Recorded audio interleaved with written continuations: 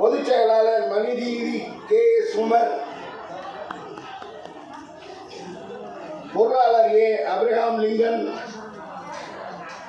நிர்வாகிகள் சைமன் பால், திரு பிரான்சிஸ், திரு இன்பராஜ், திரு ரவி, திரு சாலமோயன் அவர்கள் அனைவரையும் வரவேற்கின்றேன். ஒரு சிறுபான்மை அரசியல் கட்சியானது ஆரம்பிக்கும் போது அதன் தொழிற்சங்க பேரவையும் முதலில் ஆரம்பிக்கின்றோம், துவங்குகின்றோம் என்பதை பெருமைப்படுகின்றோம். நாங்கள் பல ஆண்டுகளாக சிறுபான்மையினருக்காக, அவர்களின் உரிமைக்காகவும், அவர்கள் ஆற்ற வேண்டிய கடமைகளுக்காகவும் பல மாவட்டங்களில் விழிப்புணர்வு பேரணியை, விழிப்புணர்வு செயல்பாடுகளையும் நாம் செய்து வந்தோம். இந்த சூழலில் நாம் பாதிக்கப்படுகின்ற சிறுபான்மை மக்கள் பௌத்தம், சமணம், பாசி, சிங், கிறிஸ்தவர்கள், இஸ்லாமியர்கள் இவர்கள் இந்தியாவில் அதிகமாக பாதிப்புக்குள்ளாகிறார்கள்.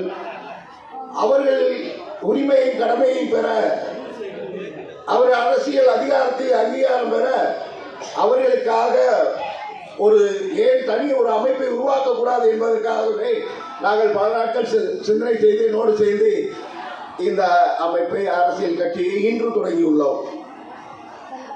இந்தியாவில் 20% சிறுபான்மையினர் உள்ளனர். நாங்கள் மொழியால் சிறுபான்மை உள்ளவர்களையும் பொருளாதாரத்தில் சிறுபான்மை நிலைமையில் உள்ளவர்களையும் ஒன்று சேர்த்து நமது உரிமையையும் நமக்கு சேர வேண்டிய சலுகைகளையும் பெறுவதற்காக அரசியல் கட்சியை உருவாக்கியுள்ளோம். இதன் முக்கிய குறிக்கோள் அன்பு ஒன்றே.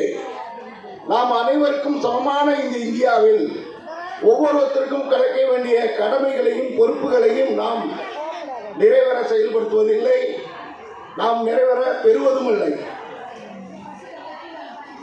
எனவே நாம் நமக்கு கிடைக்க வேண்டிய உரிமைகளின் செயல்பாடுகளை ஒவ்வொரு மனிதராக இருந்து கேட்காமல் ஒட்டுமொத்த சிறுபான்மை மக்களும் இணைந்து இந்த அரசியல் அமைப்பை, அதிகாரத்தை பெற வேண்டும் என்பதற்காக ஆரம்பிக்கப்பட்டுள்ளது.